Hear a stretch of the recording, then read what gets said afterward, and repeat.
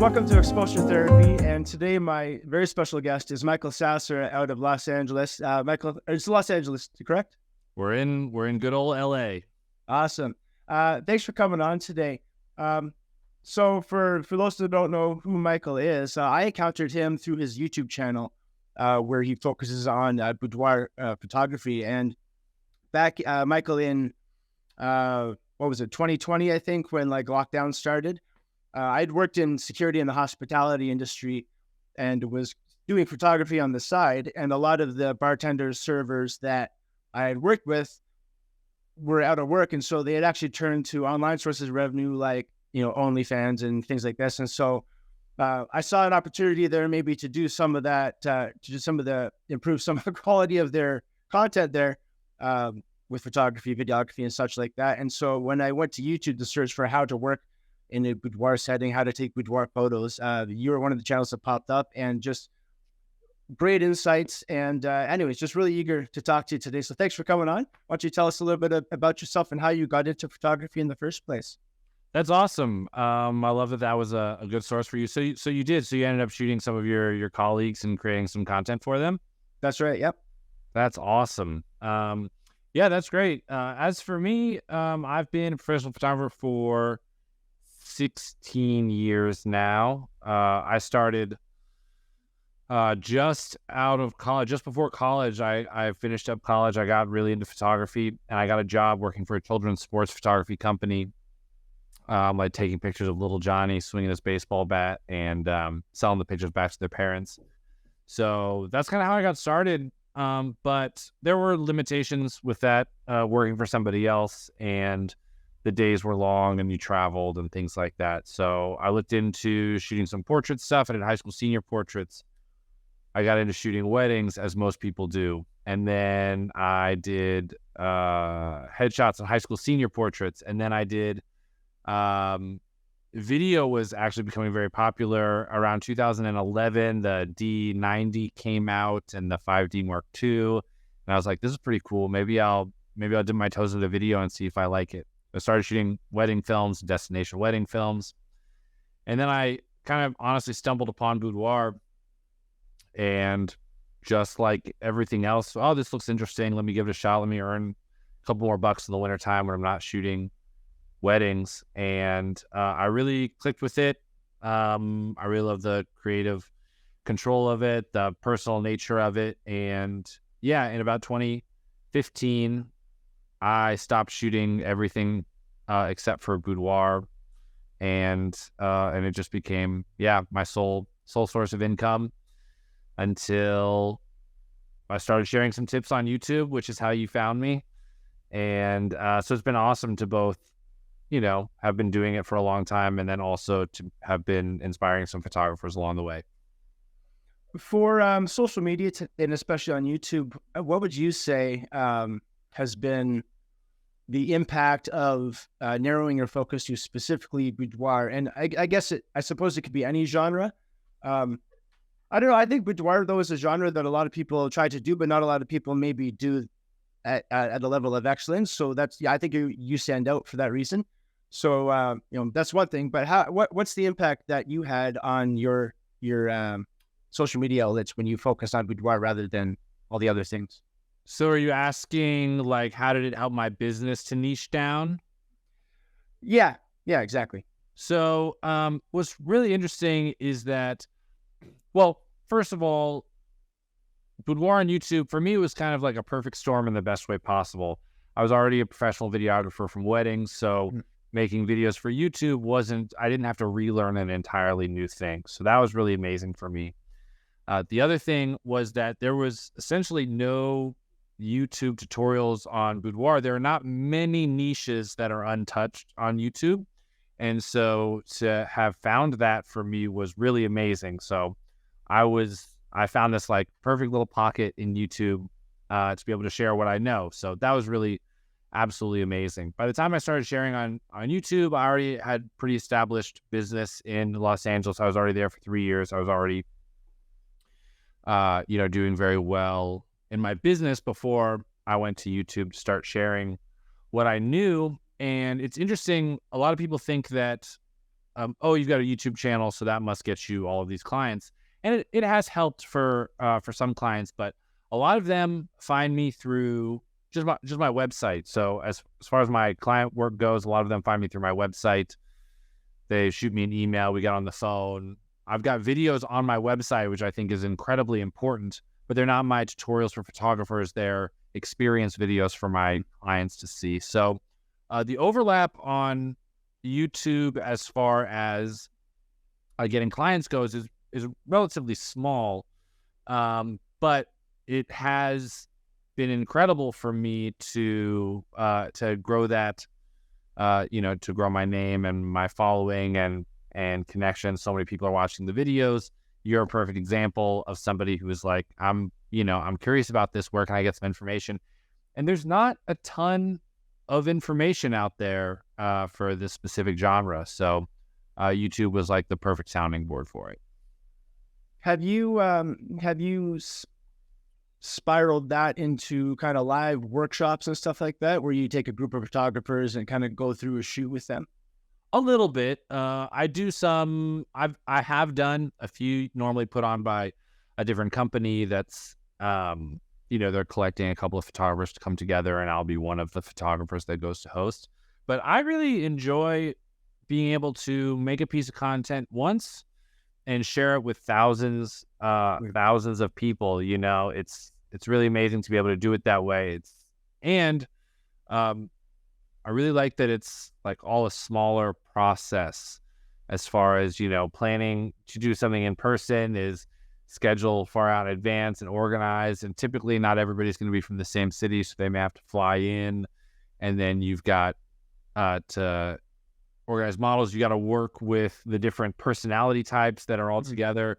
So I have done some in-person workshops, and they are amazing. And the connection that you get personally with the photographers, you see light bulb moments come off. They're like, I've seen the video and I feel like I'm doing it. And I'll just go, oh, just take a step to the right. And they're like, oh, I see it now. So that's nice to see the light bulb moments in person. But as far as scheduling in-person stuff, hasn't been super high on my list, just because I can explain in so much detail at my own pace and make it accessible to so many people, which I think is really incredible. Awesome.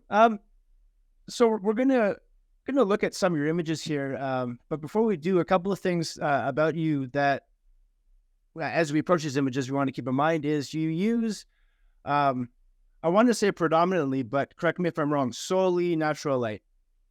I use, for my client work, you'll be hard pressed to find something that has anything other than natural light, not even reflectors or anything. And I actually just made a YouTube video recently. This light that I'm using right now is by a company, Juin. They make camera stabilizers and stuff, but I challenged myself to use some artificial lights to create some images. I created some really amazing stuff, but for my client stuff, it's all natural light. I think it's helpful to learn how to use lights. I think that's a good skill to have. Back when I was in my high school senior portrait days, I exclusively used lights. I would take a speed light and a softbox everywhere with me and have an assistant hold it.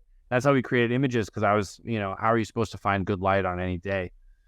And one day it just hit me, like, I'll probably have the occasion where I won't have this, batteries will die, or I won't have an assistant, or, whatever the scenario was, I won't have access to this. So I should probably learn how to shoot natural light. So I set up 3 shoots in 3 days, no reflector, no strobes, just natural light. And I walked around the city and I just found good light.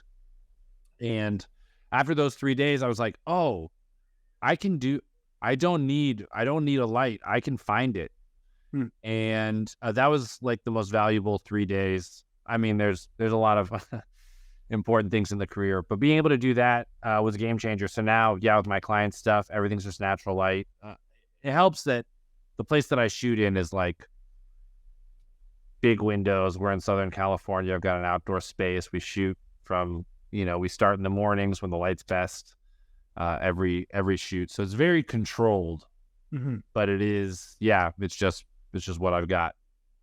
Awesome. No, I love that. And also, I don't know. I can appreciate kind of a minimalist approach, right? Like I try to carry as little equipment as possible, do as minimal edits as possible, all that, so it just, yeah, I can really appreciate that anyways on a philosophical level too. I love it. Yeah, you also do very light edits, right? Like because you do really quick edits. Like I've watched your videos where you're talking about how you do boudoir, you have a boudoir experience. The model goes to grab a coffee or lunch or something, comes back like 90 minutes later, and there you are with like an edited set of images to show her. How do you pull that off? It's honestly less. It's they come back in 60 minutes. And the way there's a couple big steps. So it's called a same day sales session. I'm not the first person to do it, but I've worked really hard to dial mine in, very, very well. So we do the photo shoot. Client's done. I say, go grab a bite to eat, go grab a coffee. There's, a spot down the street. You can hang out in the backyard, whatever you'd like to do. In about an hour, we'll watch a slideshow of your images. So a couple of ways this is possible. I'll run you through the technical aspect of it and then the theoretical part of it that I think is important for boudoir. So the first thing is, you import your images. I do it. I think Lightroom hangs up on building standard previews. That's, to me, the part of this whole process that takes the longest. So I got around that by using software called Photo Mechanic. And Photo Mechanic doesn't need to render previews. So I import through Photo Mechanic and I can scroll through immediately. I don't have to wait for previews. I just select my favorites. So if I shoot, let's say 400 pictures, then I select my favorite 80 pictures and then I pull those into Lightroom. Then it only has to render 80 photos. So it's like when I first did this, it took me an hour and a half to do the process. And simply by going into Photo Mechanic saved me a half an hour. Now, Lightroom's gotten better and all that stuff. But that's the first thing that was a big holdup. The second thing is using a good preset. This is, if you're one of those people, it's like, you should learn how to do it yourself without a preset. Like, sure, that's fair. But in any scenario, you're shooting in the same space for an hour and a half. You want your images to have some consistency to them, whether you make the preset or whether you go and purchase a preset from somebody that you like. It helps to have a starting edit point that is already closer to what your final image is going to be. So we shoot really good light here, good posing. And then, so by the time we toss a preset on, I mean, the images look really nice. They're pretty ready to go. Maybe a little bump of exposure here, maybe a little, crop there, some things like that. So that's the next thing is having a good preset. And then as far as like some people are big retouchers, which is fine if that's your brand of doing a lot of retouching. That's not really my brand. My brand is like, your body, skin looks like skin, and it doesn't make sense to me to spend, so much time on your images turning your skin into something that it's not. That's just, I wouldn't consider that an extremely empowering experience if, when I got my picture taken, somebody was like, well, I'm going to make this a little bit bigger. I'm going to make that a little bit smaller. You've got this sort of like, whatever this little mark that you've had since you were a kid that we're just going to get rid of that. I'm like, that's part of me. Otherwise you're like showing me a photoshopped version of me, which to me is basically saying like, well, with editing, you're attractive. For that, I don't know. Anyways, that's my philosophy on it. And some clients love it and some clients don't hire me because of it. But whatever you do with your work, you should just I think you should really believe in what you're doing. You'll create better work that way. So that's basically the process is, import the images, be ruthless when you're going through and choosing them. Your clients don't know, like, oh, is it this one or this one? They're really close. Her eyes are just a little bit more squinted than this one. I'm afraid to do this one because if they really like this one better, if they don't have anything to compare it to, they won't know. Right. So be ruthless when you're going through and making decisions. That's where a lot of people get hung up is by choosing which images to show their clients. Use a good preset, change your exposure. If you need to do more retouching afterwards, do it after they leave before you print the album. But yeah, same day sales session, game changer. Earn more money on your client sales, and also you can't procrastinate and like wait to let your client images build up and stuff like that. You just get it, you send it off to the client, and then you're done with that client in a day. It's the best. Amazing. Yeah. Then sleep easy at night. Sleep easy at night. What's any kind of hints for getting that quick white balance? I'm colorblind too, for one, so I usually I'm relying on maybe auto white balance sometimes and sliding it till it kind of looks normal, but I don't ever really know. Yeah, the white balance, I mean, I shoot, again, this kind of comes down to having a system and having some consistency. So if you have a place that you're often photographing over and over again, once you do it once for one image, that's kind of, that'll be your baseline for future images. So for me, we shoot using the sun. So white balance is daylight white balance. After that, I apply my preset, which is a very warm preset. They're called Ever Summer presets, and I like them. The way I created them was essentially to have this warmth, summery kind of feel to them. So that warms up the image. There's scenarios when it's like a cloudy day, and so it's cooler temperature, so I'll have to warm it up a little bit. But again, if you just, whatever the one image is that you kind of get, this first image in this set is a little cool, I'm going to warm it up a little bit. Then you just sync all the rest of the images from that session to that one image. You don't necessarily have to go photo by photo to try and tackle the white balance. That's what's nice about Lightroom and the enabling to sync your edits across them. So I shoot on Sony for most of my stuff now, sometimes Fuji, but mostly Sony. And daylight white balance, throw a preset on there. Maybe it needs a touch warm or touch cool. But again, like, that's something that's up to the photographer. And the thing is, you get to the level of professional photographer, your eyes become really good and able to discern these very minute shifts in color. But when you're a school teacher, or when you're a lawyer, or when you're a, whatever it is, a hiking guide, whatever career it is, you don't have the same trained eye. So our clients don't really see the differences the way that we do. So there's a lot of things that I give myself forgiveness on that doesn't have to be perfect, because the person that I'm showing it to, there are other things that are more important than like the perfect white balance. That's like an example. But I do try and make it as consistent as possible throughout. And once you kind of get into a flow, you'll say, oh yeah, I just set my camera to white balance, daylight, or it looks best in cloudy, or whatever. And then you just sync all the images. And then that ends up kind of becoming a thing of the past, and you focus on the next thing. Right. You mentioned you shoot predominantly Sony and sometimes Fuji. Is there something that makes you decide whether you're shooting between Sony and Fuji? Yeah. So one of my photography identities, you could say, like, we kind of personify some sort of like, this makes me. And one of those things was efficiency. We just talked about the way I do my same day sales sessions.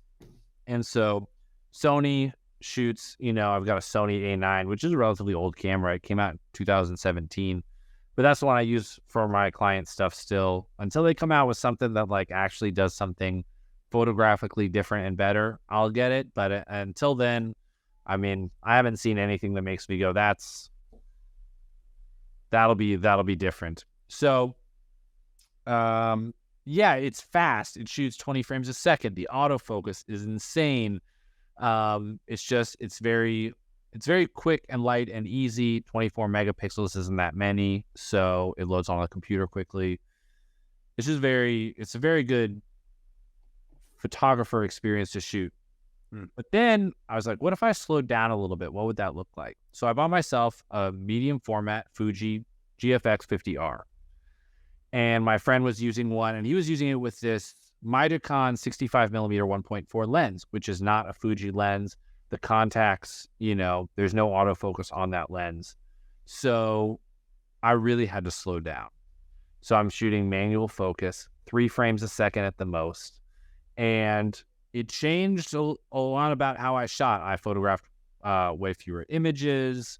I had to take my time. When I clicked, it was like click. It was like a big experience every time I shot it, and it was heavier in my hands. So a lot of things like that shifted a little bit more of my perspective. Now I love the images out of that, and I shot with it exclusively for my client work for about a year and a half, maybe 2 years. But then I realized how drained I was getting during my shoots towards the end of it, trying to make sure that every picture was in focus and getting their eyes in focus and punching in to check to make the manual changes. So for that reason, I kind of started to go back to the Sony a little bit. So if there's a scenario, I'm doing a fun, creative shoot, I've got a friend, we're going to go to the beach and just like see what we make. Yeah, I'll take the Fuji, but pretty much I've switched kind of back to the clean, simple, fast, reliable, shooting with a good autofocus modern camera. So that's how I make that decision. It seems to be a common thread with other photographers too, like whether they're, one of the big three, or Canon, Nikon, Sony, they shoot that kind of for professional, but then when they want to do their own personal fun stuff, they have a Fuji or, if they're lucky enough, they have a Leica or whatever the case is, right? Those kind of, or the Fujis, right? Those big visceral kind of things that you can kind of feel in your hands, Yeah, I think the difference is like, do I have to get the shot? And if the answer to that is yes, then you go with something that's reliable, that can handle, all different types of scenarios in lower light. The autofocus is quick. And then if you don't have to get the shot, then relax, go out, take something that maybe gives you a more interesting look for the sacrifice of reliability. And that's kind of essentially how I look at it. I mean, having eye autofocus, I can literally not look through the camera and just like tell her to do something. And I could probably take the picture just from over here or from over here or something. And I know it's going to be in focus. It'll be able to handle the exposure. It'll be crisp. There's just so much that the camera does for you that to put more challenges in your way, in a professional setting when you have to make it happen doesn't make as much sense. But if you're traveling or you're a little vacation or you have a creative shoot, like do something outside the box that makes you move slower. And here's the other thing, boudoir, client photography, I'm trying to sell at minimum 30 images for a client. So I need to make sure I get 30 usable, interesting, different, unique images. Whereas a lot of like post to Instagram from your trip sort of thing, you really only need one. So you don't have to make sure that you get a bunch of different things. You sort of are looking for the image. Right. To create the image 30 times is really difficult. So that's another reason why, there's a little bit of a difference between that, like, hey, let's go have some fun and I'll take this camera. And if we don't get any pictures that work, no big deal. Versus, having somebody that's paying you a significant amount of money, asking for your expertise to reliably capture them under whatever scenario comes your way. Awesome. Cool. Well, Michael, let's take a look at some of your work here. Let's do it. All right. We're going to start off with this one right here. Awesome. Tell me about this image.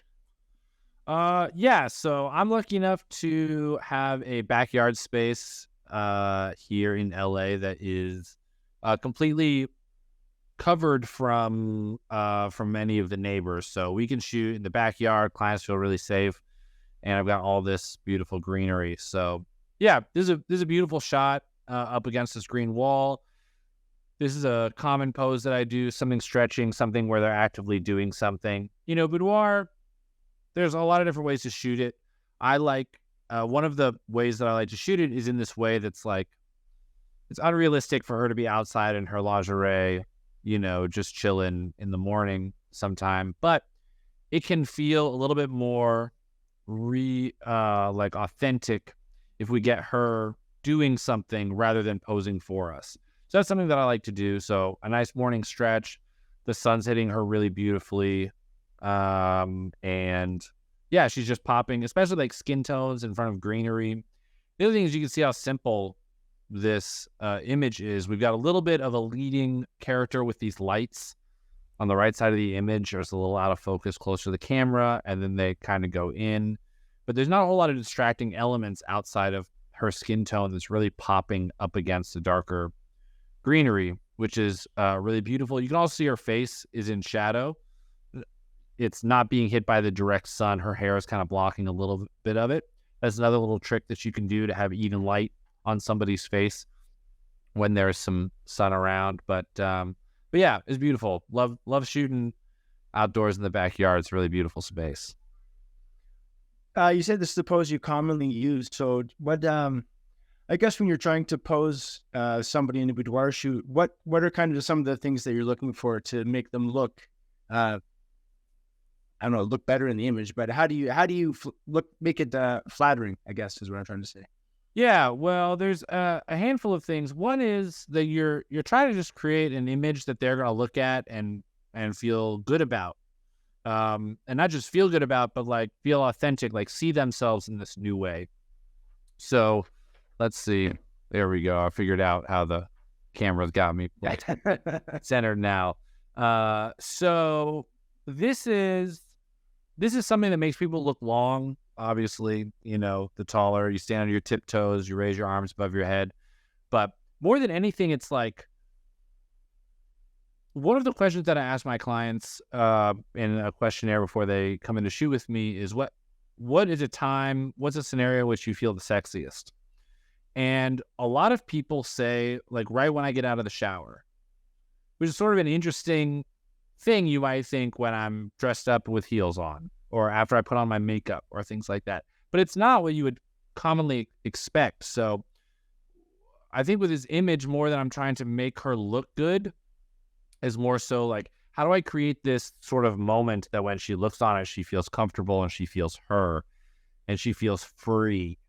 So at least in this image, that's one of the big ones. And another thing that this does is when I have them do an action, it allows me to get several different looks out of the same thing. So as you're stretching, you may kind of come up like this, right? You may like a little arch back. That could be really good. Maybe you like run your fingers through your hair a little bit before you make your way up. That whole action allows me to capture several different shots. So that's the other thing when I'm posing, I'm sort of maybe giving them something to do so it looks, a little bit more authentic. People, aren't naturally good posers. They're not naturally good at posing. So kind of giving them an action turns their brain off and they can just then, look more natural in the picture. Awesome. All right, moving on to an indoor image here. Awesome. This is cute. Another, I really love this image. This is another shot that I do a lot in my space. For a couple of reasons. There's a door to the left there that allows a lot of light to come in. This is what I call kind of creating a little bit of a light triangle, where from me to the door to her creates this little, let's see if we can, I'm not very good at making triangles here, but over a triangle, everybody knows what a triangle looks like. And that allows for this highlight shadow on her skin, like on her back. You can see it's like really bright on the left side of her back. And then right before her spine, it's darker. And it's really bright again in the middle. And then it gets darker over by her rib cage. This just creates a real three-dimensional looking lighting that typically, if you had lights, you would go set up a light there. But as you learn to see natural light, you don't need that. You just go find a window and you set up your client in that space. So there's a bunch that's like flirty about this image. The way her hair is kind of not perfectly done. She's got that one little stray hair that's kind of coming back, which is really nice. A lot of arch in the back is another popular thing. The way her shoulder is up like this is a little bit of like hiding from us, which is like a playful kind of peeking over the shoulder look. I love to do that. You can see her squinted eyes. That's a very like intimate sort of way to connect with somebody. Opposite of that is deer in the headlights, which is a very connected sort of thing. It's kind of surprise and shock. Yeah, we got the window on the other side that's giving her another little highlight there on her top of her shoulder and on her cheekbone and different things like that. But yeah, this is a beautiful setup. You could do this up against a wall. You could do this hands on the couch. You could do this a bunch of different places. But this is definitely a top seller for me. And you got that bit of color popping out with the word love back there too. So convenient place. Cute little thing in there. Some people like it. Some people don't like it. It doesn't really match with the whole rest of the house, but it's a cute little thing in the background that I think a lot of people are a fan of, a lot of the clients anyway. Awesome. So you talked about skin looking like skin. You talked about minimal edits. But one of the things that I learned from you, actually, which was pretty awesome in Lightroom, was kind of a skin smoothing hack using a color gradient mask or color mask, right? Color. That's right. Can you explain that? Yeah. Well, so the thing is that when I created this, I was talking to a friend about how we were going to do it. It's going to be a little difficult to explain, but basically, I think I did this in maybe 2020. So the thing was that to skin smooth, you had to paint over skin. But when they came out with the ability to do more specific, the masking in Lightroom has gotten better over time. So you don't have to do this anymore because they have AI skin detection. So it'll just do it for you. But yeah, you basically would do a gradient that would cover the whole image. So it was basically like you're selecting the whole image. Then you take the eyedropper and say, only do this color. And you tap on skin. And then it would say, oh, okay. So to make an even more refined selection, we're only going to do the skin in that space. Or the color of the skin is essentially what it was. And then from there, you could drag down your texture or something like that. It was a quick little hack I think that I always do one light skin smoothing. And it's not enough that you can't see pores. But it's more for the tonal transitions because even if you look at me now, it's like a little bit dark in here. And even on my hand here, you can see some of these tonal transitions are a little harsh. So in that way, a little skin smoothing softens those up.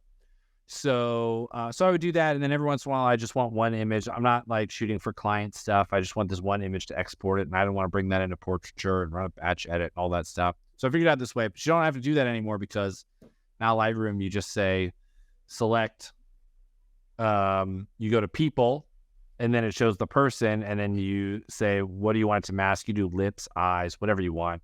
You can do body. You can do body and face, and then you select those two, and then it'll create a mask for that. Then you can just take the texture down.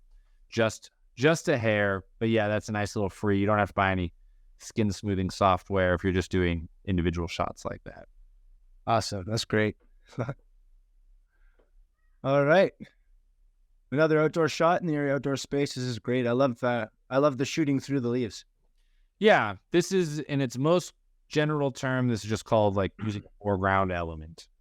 And the foreground element is there to look cool, to frame your subject, maybe to add some depth to the photo. So I do that a lot. This is a really beautiful example of it. But there's a lot, I think, that makes this image. So yeah, so there's like, photography has a lot of technical aspects to it. Okay, the framing of it. Are we using the rule of thirds? Her eyes are sort of at the top half of the frame. She's pushed off to the left a little bit. But she's pushed off to the left a little bit because this big giant thing is in the foreground, and that's creating a little bit different balance in the image. If she were directly in front of it, maybe this thing on the right wouldn't feel as balanced. So a couple of those things. But then also in the posing, this is what I teach a lot of in my online posing course, by the way. But like, look at how gentle her hands are. They're so soft. They're so delicate. There's no tension in them at all. She's got the slightest hint of a smirk. It's like it's just coming out of her more than she's trying to do it. We've got the squinty eyes again. Look at the light. No reflectors, no fancy lights, no nothing, just like outdoor sunshine. And then in this case, something that we do a lot with Boudoir is figure out ways to be suggestive without being too revealing. Mhm. So she's not wearing a shirt or a bra in this photo, but um, and that makes you, the viewer go, oh, it's the term implied. So implied nudity. We can imply that she's not wearing anything under there, even though we can't see it. And these are really beautiful photos for people who maybe aren't quite ready to show, full nudity in their pictures, but they want something that feels that way. So we figure out all these different ways that we can use your arms or your hair or the way you're laying or a leaf or something to cover whatever you would like covered. But yeah, really beautiful, delicate photo. I really love this. How do you I guess someone that's already looking for a boudoir session has already kind of pre-selected themselves, but how do you build that trust with their client to, hey, I'm Michael, I know you just met me, but I'm going to take pictures of you and you're going to be, there are obviously different comfort levels, but how do you build that kind of trust and get that kind of I guess trust is the best word for it. Yeah, absolutely. So the easiest way that I could explain this is a little bit harder for somebody who's like, I've never shot boudoir before. You've got you totally have some barriers to break through. But I'll just show it for me, for mine, when clients are looking to do a photo shoot. First of all, they're already in the market to do this type of photo shoot. They're looking for somebody of whom they're going to be comfortable with, wearing very little or in this very vulnerable experience. So it's not like I've got somebody who's coming in for a headshot and I'm like, hey, what do you think about taking off your shirt? Right. That's not really the experience that we have. They're coming in because that's what they're looking for. Right. It'd be like, I don't know, that's pretty self-explanatory. I don't have to come up with a metaphor. So that's the first thing. Second thing is, they're getting a lot of information before they come in for the photo shoot. So they're already seeing your work. They're already seeing like that previous image that you just put up has somebody that has some implied nudity. So they know that other women have already shot implied nudity with that person. She looks very comfortable. Therefore, I will likely also be very comfortable. So that's the next thing that's happening. Another thing to build trust is have reviews on your website. Somebody said, wow, this is great. I was nervous at first, but it ended up being very simple, very fun, and I'd love to do it again. Okay, that adds a little bit of trust. Having some video on your website that shows you doing some behind the scenes of shooting with the client and saying something that makes them laugh. Wow, she must be so comfortable she's laughing during the photo shoot. And look at that picture. I do video testimonials. So I'll set up my camera and I'll record them talking about their experience or going through an album after they just bought it and get them talking about it. They get very emotional, which is another way to build trust. Wow, this was so meaningful to them that they got emotional looking through the pictures.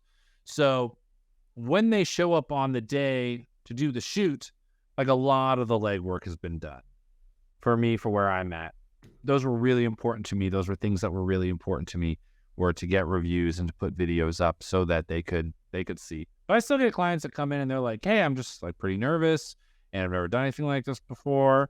And I've been married for 20 years. Nobody's seen me naked but my husband for the last 20 years. So, this is kind of crazy. And you just, you let them know that you're going at their pace. This photo shoot is for them. Whatever they're comfortable with, you're going to suggest some things. If they're not comfortable with it, no problem. Just say so. We'll move on to something else. And you, if they really are nervous, I put the camera down. We talk for a second, Mm-hmm. like we don't need to think about taking pictures. Let's just talk about why you're doing this, what you're excited about. And we'll talk about things that are unrelated. What did you do last weekend? And we'll just talk. And then, okay, there's a person that I can have a conversation with. And then that relieves some of the tension. Also, getting their hair and makeup done. You have an hour-long conversation with them, then they're more comfortable with you. So there's a lot of different things that go into building trust. It's not necessarily just one thing. But, I feel like those are some good getting starting tips. on building some trust with your clients. You just mentioned that getting their hair and makeup done. So with the hair and makeup included, like how long does your shoot typically last, not including that last kind of viewing session an hour later? So I kind of have it down to a science. We do hair and makeup at 9 a.m. here, and that takes usually about an hour and a half. Ideally, an hour and 15 minutes, and then 15 minutes to kind of get organized to pick outfits. So we start shooting at 10:30, shoot for about an hour and a half to noon. We do an hour break till 1, and then we do the sales session from 1 to 2, and they're out the door already having paid for their album, whatever it is they want to purchase. I've mostly already edited the pictures. Maybe I spend 15 more minutes touching something up, and then I can order the album and I'm done. So it's about 5 hours from when they walk in the door to when they leave having ordered their pictures. Amazing. Like you said, down to a science. All right. Beautiful. All right. So, big surprise. We got another foreground element here, scenery, which is beautiful. But I'm using a couple things. I'm using some symmetry in this picture between the two doors that are open and having her stand pretty directly in front. This is another perfect example of this, like very suggestive. It's not, she's wearing a robe, but you can kind of see, kind of not see that she's not wearing a bra underneath, which is again suggestive. Her hands are on the robe. Is she about to take the robe off? These are sort of some of the slight forms of suggestion that you can create in these images that don't necessarily need to be just a naked woman or somebody who's, in some really compromising position. You can make these sensual, suggestive kind of character moments by doing some of these things, by the suggestion there. Beautiful. This is a cloudy day, obviously, so you can see a little bit of shadow under her chin, but that looks really nice. Having her bend her knee and come out of that slit is another sort of element. If both legs were straight, we wouldn't really be able to see her legs, which I don't think would be as interesting of a look. And I'd say those are most of the important elements. A little head tilt, breathing through the mouth. Eyes are, again, slightly squinted. There's a lot of these things that just are really, they feel when you first get started. Obviously, there's a lot. In this situation, you want her head tilted this way. In this situation, you've got a little bit more of this. In this situation. But a lot of the rules kind of will repeat. Slightly squinted eyes, breathing through your mouth, hands do something, pointed toes. Compositionally, use a foreground element, use some symmetry, use some leading lines. And then you just do that in like every little area in your space. There was, when I was looking on YouTube, when I found you, there was only one other on there that I found that had kind of some boudoir specific instruction. And I hope she forgives me because I cannot remember her name, but she got some good tips. So, but she said that you want to create curves and triangles when you're shooting with women. And there might have also been Giorgiona's too. So I'm mixing all my YouTube videos together. But is there are there specific shapes that you're looking to make when you're shooting with women?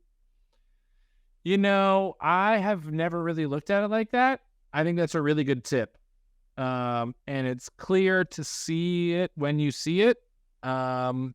But that's not necessarily something that I'm trying to create. If we were to look at this picture, you could see a triangle in her outfit there, which has like a little bit of a leading line right there where her hands meet there at the bottom of that triangle, which is nice. You could say she's got her elbows bent here, which is also forming another triangle. You could argue that. But yeah, absolutely. You can see S curves, which can be very beautiful.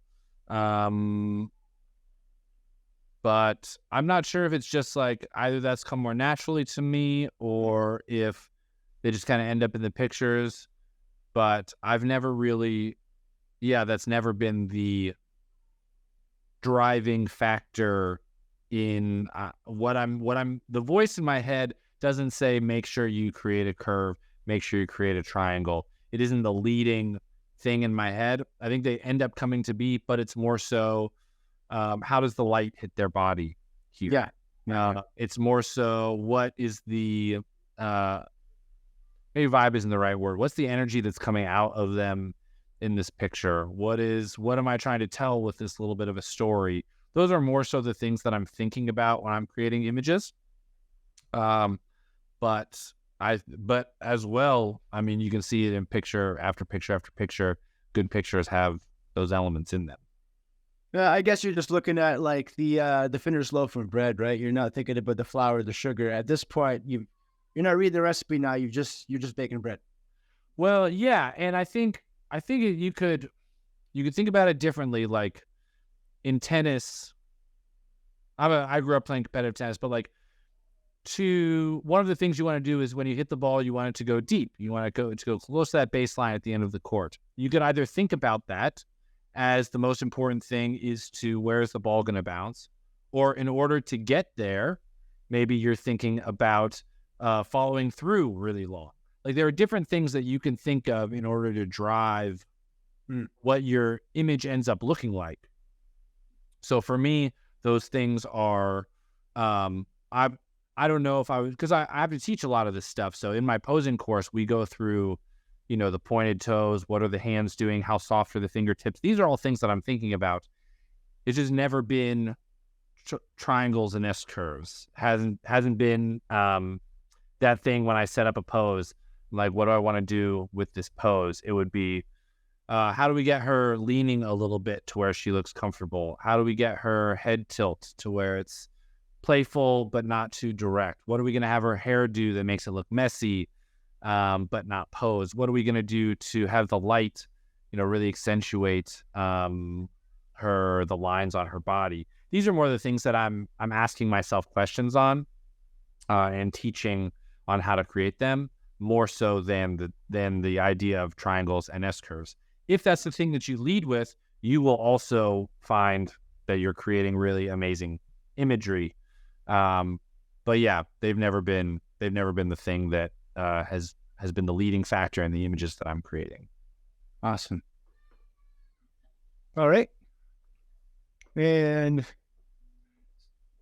yeah, so do you actually, I'm just going through your images here. I'm just looking at, do you have like 'cause I know some people like to shoot like this one up here, right? Where it's a little bit wider out, or a little bit of a wider shot with a smaller subject. And here it's a lot closer where she feels more of the frame. Do you have is there something you gravitate towards more, like more intimate shot or a more storytelling shot? This is going to go back to selling. We got a client who came in. I want her to buy 30 images. I'm going to need to shoot a variety of things. Mm-hmm. So that means that if I shoot a wide shot that includes her whole scene and her whole body and everything, I'm going to tell her to hold that pose, and then I'm going to walk up and get a close-up shot of her. Nice. So there's nothing that I gravitate towards more than the other, because you just have to shoot them both. Gotcha. If you want to have enough variety to sell 30, 40, 50 images, hope they want to buy them all. There's only so many fully wide shots that you can capture in a space before they look the same. Yeah. That includes vertical versus horizontal. That includes the different kinds of light. Have like this sort of rim light where the light's on the top of her leg. This is probably shot at noon, honestly. This is like some pretty top-down light. But you shoot the variety. You learn how to shoot them all well. There's a way to shoot light that hits their skin well. There's a way to shoot it well where it comes from behind them.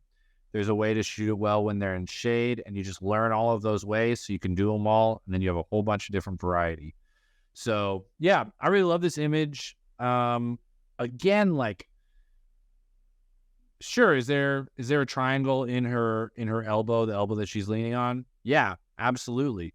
But what makes this image, I think, is that expression in her eye, the way her shoulder kind of comes up to her cheek, the comfort she has laying in that. This is another thing that I do very commonly. The top leg bends and the knee comes a little bit more towards us. That's really beautiful. And then it's not exactly a foreground object, but there is framing in this shot from that daybed, which looks really nice. And the light is just really, it's really, really beautiful. So, yeah, I love this. I love this shot. I took this picture and then I took another one that was close up. That was probably only her elbow, her left elbow that cut her legs out of it and cut out some of that daybed on the left to just get that close up picture. Nice. Do you have a preferred kind of aperture that you shoot at? And in addition to that, are you shooting at like an aperture priority for the sake of the efficiency, or do you like I guess your settings generally because you shoot in the same space so often, which comes into play. But how do you like to shoot? Yeah, I've got 2 YouTube videos on this, by the way. If anybody's curious, you could just search my name and then best settings for Boudoir, best camera settings for Boudoir. And then the other one is about ISO and how I choose my ISO. But basically, I'm shooting pretty much wide open for everything, unless there's a scenario where I'm really trying to shoot something that looks weird to have her body out of focus, but her face in focus. Shooting wide open, which means 1.4 on my lenses. And then the truth, for what I believe, is the other 2 things don't matter. As long as there's not blurry, as long as it's not blurry, that's unintentional, your shutter speed's at a 15th of a second, you take that picture, and when you clicked it and they moved or they laughed and now they're blurry, if you're at a 100th of a second or a 200th of a second, like between a 200th of a second and a 2000th of a second, it does not matter. It certainly doesn't matter to me. If you're at ISO 100 or ISO 1000, it does not matter to me. I can't express this enough that those 2 settings are only there for me in order to get the exposure correct for whatever scenario I'm in. Unless, let's say I'm doing a shot where she's like shaking her hair back and I want that hair to have a little motion. I'll slow the shutter speed down to a 50th or a 40th or a 30th of a second, whatever it needs to be. Other than that, I'm shooting wide open at 1.4, and then the rest are just there to match the scene.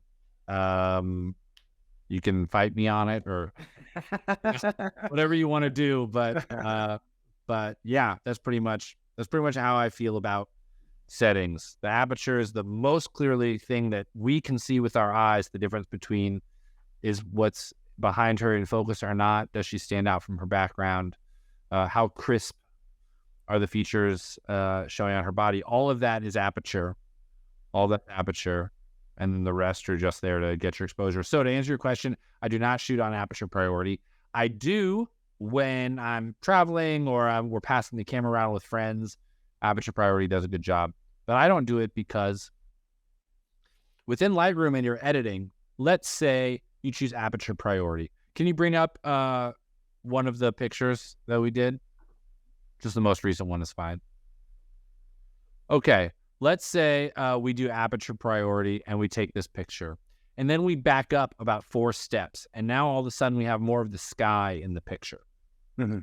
Well, the camera's going to see that and go, oh my God, look at how bright this picture is. We need to make it darker. And so it's going to make the whole picture darker.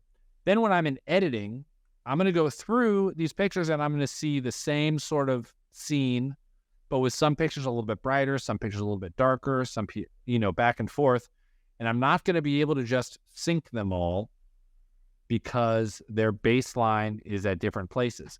Now, if I took this picture on manual and it was 1 or 2 stops too dark, I'm going to drag the slider up on this picture and then I can select all of the rest of the pictures and say sync. And that way, that actually speeds up your editing process to be able to do it that way versus having the camera do it, and then each individual picture, you have to make these little micro adjustments up or down because they're not the same. You can't just go through and sync. So that's another reason why I shoot manual instead of aperture priority, if that makes sense. Also, because you're not a Neanderthal. Capture the West at its wildest with the Nature Photography Masterclass by Prairie View Photo Tours at Rock Lake Earth Lodge September 30th to October 1st. Book now at albertahasitall.com/rocklake. Awesome. Love that window light. Love the window light. When I moved into my place, that was the first thing that I did, was put those 2 big windows in. That room was so dark before. So yeah, I love it. I just love this boat. But again, like the elements are relatively similar. You can see that top leg is a little bit more forward, just like on the previous one. But she looks so relaxed. I mean, look at how slightly parted her lips are and how squinty her eye. Her makeup is just so good. I love the color pop, everything. Her tattoos were amazing. And I wanted to get this kind of morning glow kind of vibe. So now, most people might look at this and say, well, your skin is blown out on the arms. And I don't know if you were printing for some magazine or you were submitting this to some photography newspaper, they might agree with you. But clients, it's not important. Look at the light on her face. It's glowing. It's absolutely glowing. And the light on the rest of her skin is to me, it looks perfect. It's gorgeous. Her shoulder light is not the most important thing. Now, would it be better to have everything the same kind of, to use a light to pop into her body so that you could lower the overall exposure and more even out the exposure? Like, sure. But this is like one of my favorite pictures. She loved it. She bought this picture. So in those sort of things, those are just like not things that are just not important to me on shots like this. Yeah, I just love this shot. I think it was you that I got the tip from of getting the sheer curtains. When I did like all those boudoir series, I had them through the sheer curtains, and I thought that that tip is worth its weight in gold. But there's been situations like this where I haven't had them. It's been straight through the window. How do you find that changes the quality of the light? I prefer the shears. I prefer them, but they don't look very good on those 2 windows. It looks out of place, and they kind of hang below the day bed, and I don't have like the curtain rods into the walls, so I just like do one of those pressure, like a shower curtain sort of thing under the windows. And also when you do that, you lose some of the outdoor character. I've got bamboo back there, which is really interesting. So it's just one of those sacrifices that I made that said, this is better than the other. On this back window here, you can see off to the right, that does have shears on it. And when I open that up and we shoot in that space, we are using shears on that all the time. The light is amazing. 10 out of 10, get shears for your windows. But in this particular spot, I don't do it for those reasons. Awesome. Very cool. I'm lucky enough to have a little outdoor shower in my spot. When I was doing some traveling in Bali, all the bathrooms are outside. It's a super cool little thing that they do. And the showers and bathtubs, and you're out in nature. It's like the coolest thing. So this spot has that. So we try, if a client's comfortable with it, we talk about doing the outdoor shower pictures. But again, you remember that maybe second picture you showed, peeking over the shoulder. Yep, look at that. It's almost the same pose. But a client is going to purchase both of those. They're different enough in different environments. Arching the back. Both can look good as far as, which leg is pointed forward, but we've got the water hitting her back. Again, if you look at the fingertips, they're so delicate. I can't stress that enough, that people get super flat. They'll go like this, and it just doesn't look authentic. It looks like somebody told them to put their hand on a wall. And that's just not how we move through the world. Also, the angle that I'm shooting at from this one is very low, because if I just shoot it standing up and shoot into the stucco, it's just going to kind of look like I don't know, is it indoors or outdoors? You don't really know. But if you get down low and you show some of that greenery up top, you really realize, oh, wow, this is an outdoor shower. I'm using the wood, the brown wood on either side to frame her. Instead of just going into the space and shooting it, I pulled back a little bit. so that you could see some of that element, get a little bit of a sense of the space, which is another thing that you can do for all of your pictures. So yeah, these are super cool. Clients love them. I love them. So I'm going to turn the banner off for a second so you can see the full photo there. So we're typically, I guess every single photo I have on here, I've cut off some of the composition, I guess, with that banner, but where do you choose to, I guess, cut people off if you're not including their entire body in the frame? That's a good question. You typically don't want to cut them off like at the ankles or at the wrists. But I think this is one of those like very subjective things, because my true answer to that is, does it work in the photo? It's like one of those things is like, oh, you should never, you should always. Like, does it work in the photo? You can go photo by photo basis on things like this. And so does it work in the photo is sort of a thing that I've cut off wrists, I've cut off ankles, but it's just like the picture itself is beautiful. That's as far back as I could get. Or I wanted to include this, but not that. And that meant making a sacrifice. Like, you're going to have to make sacrifices in your pictures for what's most important. And I think sometimes people follow the rules so strongly that what's most important in this photo doesn't get to shine because they chose to follow this particular rule. So for me, yeah, cutting her legs off at the knees. Plus, it's all shadow down there, like it's not getting the light. Really, where the light starts is right at her hips. Mm-hmm. So depending on where I would have cut off the picture there, probably wouldn't have mattered as much, because again, it's just like it gets much darker down there. It's not where your eye is drawn to. So, and yeah, that's another thing. Like, she's only taken up, if you were to draw a line like right across the middle of this picture, her head wouldn't even touch that line. Mm-hmm. It's like below the center. So that's another thing that a lot of people wouldn't do. But because what's most important is showing the environment, that's going to help make this picture. So that's how I'm going to take the picture. So that is one of the things I would argue that, again, yeah, some things you just sort of like, you've been doing it a long time, you just instinctively do it. But you have the ability to ask yourself these questions. You have the ability to ask yourself, what's most important when I'm creating this picture? When I'm setting up her pose, what is most important that the pose is going to convey? Is it the light on her body? Is it the expression on her face? Is it how she's framed in her space? Is it triangles and S-curves? Is it showing off her outfit? Is it, you ask these questions, and when you can answer that question, oh, what's most important is X, then you build all the other things around that.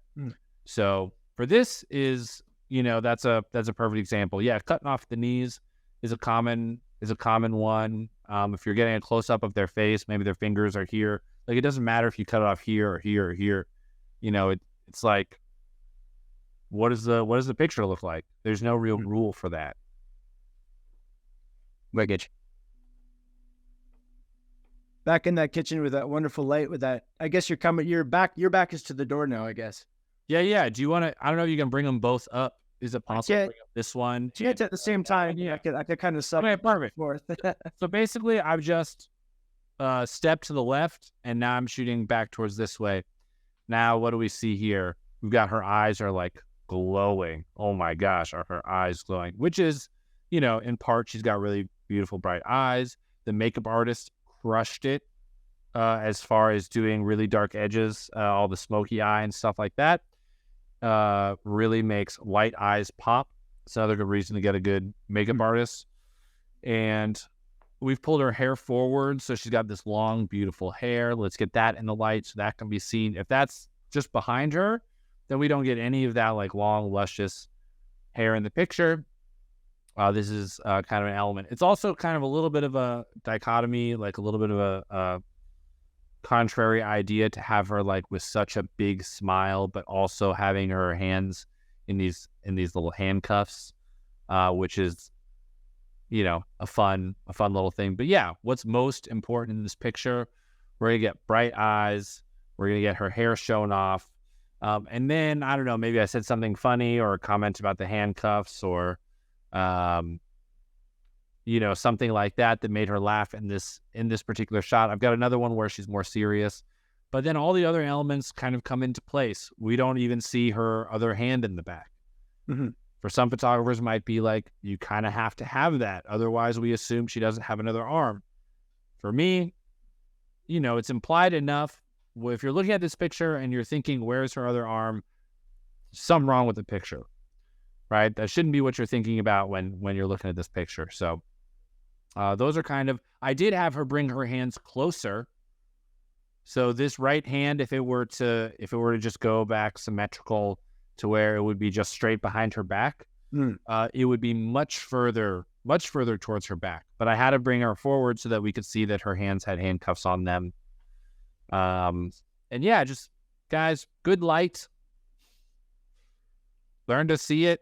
And then, so if you switch back to the other one, this is basically the exact same time of day, different client, but exact same time of day. We're just using that light in a different way to be more shadowy and mysterious and that sort of a thing. But that's what's nice about just using a window. You take a picture from this side, you take a picture from that side. Yeah, it's great.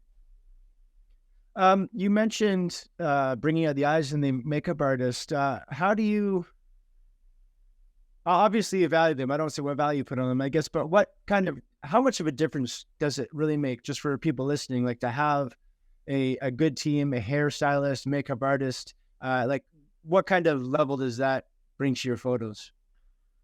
I really like to do it for a lot of reasons. One is, Boudoir is a client experience. They pay, clients spend a lot. There are some things you don't want to go. Everybody's got their own budget, right? So some people can only afford a couple $100 to hire somebody for something like this. That's great. Make it happen. It's an incredible experience. When you get to, if you want to be able to charge more, a more luxury experience is kind of required. I go to this massage place in Venice that when you walk in, they put your feet in some warm water that's got soap and flower leaves in it. And then they bring you a hot pack for your neck, and they bring you fresh ginger tea with some grapes and some cheese. And that's before you get your massage, right? And then you go and you have your massage, and it's an amazing massage. But that's like some of the prep that makes me feel like I'm really getting pampered. I'm really having this luxury experience. How much does it cost them to have grapes and ginger tea? Like, it's not that much, but it adds to the experience that makes me feel like it's worth paying more than just walking in, lie on the table, let's get your massage and get you out of here. Mm-hmm. So that's one of the ways that having a makeup artist can elevate your experience. That's the first thing. They're getting pampered. There's fun girl talk. People never get their makeup done. It's a super special occasion. So that's the first thing. It feels more luxury. It feels like it's worth more money. The second thing is that a lot of people don't know how to do their makeup. A lot of people don't know how to do it. And having somebody that can bring out their eyes to make them pop in a way that they've never seen. Like, there's a line between making your face look like it's not you and also adding to accentuate, what makes you you. And so having beautiful wavy curls like that to make it look nice and luxurious and like very sexy and have a lot of volume, that's something that makes you feel good, and when you see yourself in pictures like that, you're going to want those pictures. So I'm very pro hair and makeup. You don't have to have a separate hair and makeup artist. I employ just one. I don't employ their contract, but when I have somebody come, it's somebody that can do both.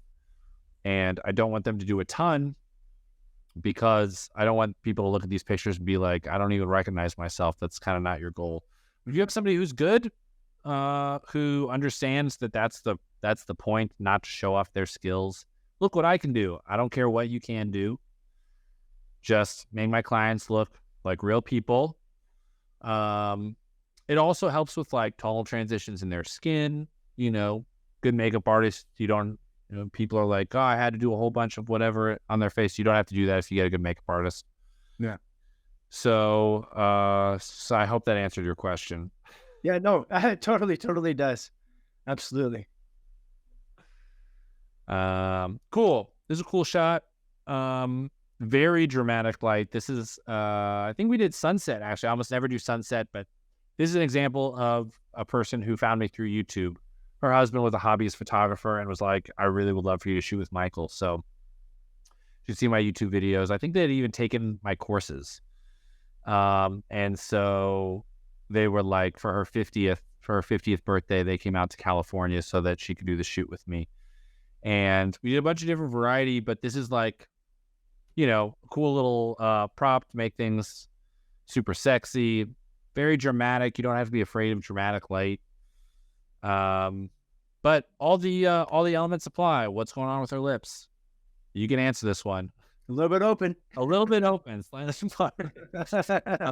They're slightly parted. Now we talked about soft hands, right? Soft, gentle hands. But what does she have here? She's got it's called a riding crop, and she's holding it. And this isn't a delicate thing to hold. She's got control over it, right? Like, look at the tension in her fist there, which I absolutely love. So again, that's like we were kind of talking about. Like, is there a triangle here with her elbow? Yeah, there is. But again, what am I really trying to show? Little arch back, the way the light's hitting her body, the tension in her hand, slightly parted lips. She looks like she's looking in a specific direction. These are all the questions that are the ones that I'm asking myself as I'm telling her what to do in this photo to make it, you know, to make it sexy and playful and bring out this energy in the picture. It's very visceral too. Like you can hear it, you can see the motion, right? You can imagine that she's like, if you were to click to the next picture or what it might be. Right. Yeah, I think that's the power of a good, well, people are always like, oh, moment in time. It captures a moment in time. And it does, but it can also tell what might happen next. And I think that's, you know, a lot of boudoir, and the suggestion that boudoir has is what's about to happen that you might not get to see. All right. So a question for, I don't know if this is dipping a little bit too much into your secret sauce, so feel free to not say, but just curious how you, like, maybe not you specifically in Los Angeles for boudoir, but how do you, you know, to price yourself for success as a photographer, as a business, what would be your recommendation?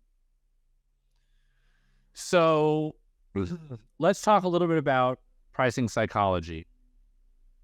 How do you price yourself? How do you choose what you're going to charge? So this is a difficult question. Artists specifically are really hard on themselves. And they think, why would somebody pay me when there's somebody else out there that's better? And there's some truth to that. But the way people think when they're purchasing things, I don't know about you, but if I've ever gone to a store and I've seen the same type of item at 3 different price points, I assume the most expensive one is probably the better one. So without knowing anything about the products, that's just what I think. In addition, boudoir is a really interesting space because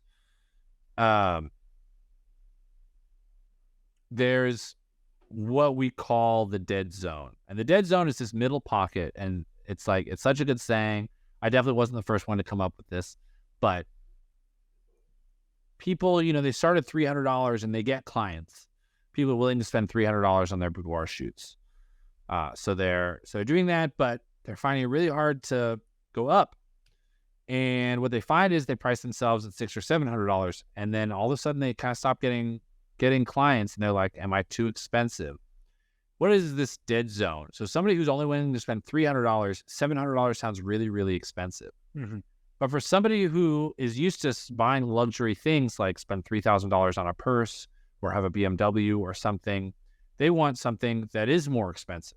So $700 all of a sudden is like kind of cheap for somebody who's capable of spending more. So you're kind of in this dead zone. So you're too expensive for people who want to purchase cheap, and you're too cheap for people who want to purchase expensive. So not always, but a lot of people find that when they go from like $300 to $1,200 or $1,500, they end up getting bookings because people are like, wow, you're $1,500. You command a higher price. You must be good at what you do.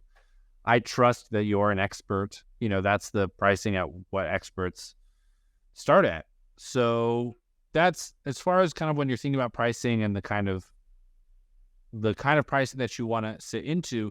Now, just being priced at $1,500 doesn't guarantee you clients. Obviously, you're now competing with other people that are also charging that much money, but there are fewer people charging north of $1,500 than there are people charging less. There are also fewer people who can spend that kind of money, but now competition, the dynamic changes, which is a big thing. And then the other thing I was going to say about pricing was, this is a free tip that I share in my accelerator course sales page. You can watch the video if you guys want to go watch the video, but basically talks about how you switch from doing this little, you're charging $200, you want to charge more. How do you do that? The easiest way to do it is to change from your all-inclusive $200 includes 10 images to having a shoot fee and then a product fee. So a lot of people are like, but why would they buy product if they're already hiring me to shoot? You split it. The shoot fee includes the hair and makeup. It includes the experience, my posing expertise. You're going to get an outfit guide beforehand. It includes the day, the studio, everything of that is in the shoot fee. And then you purchase only your favorite pictures.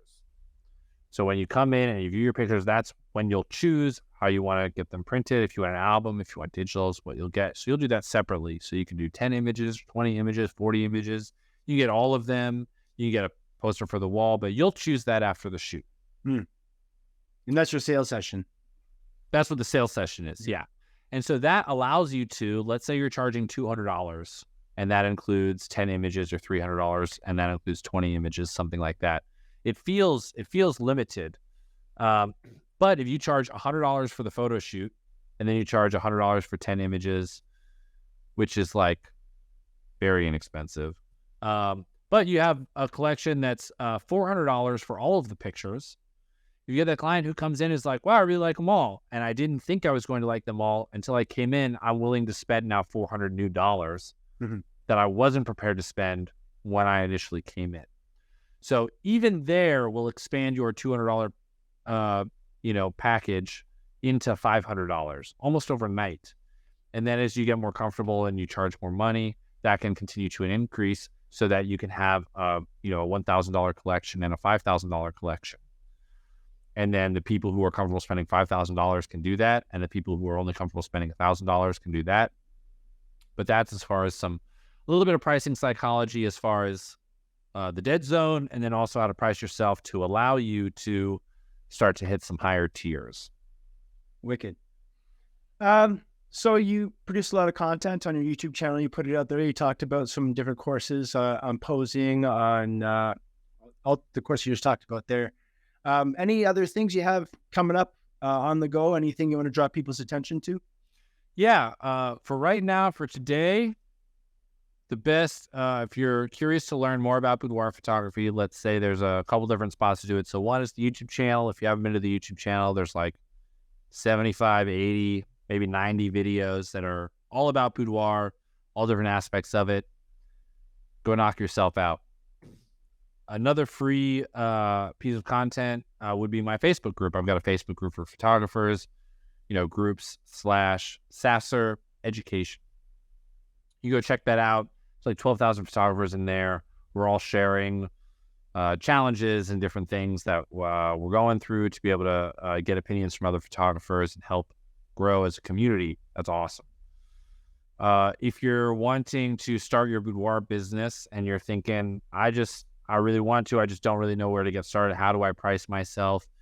How do I book somebody on the phone? I need a phone script.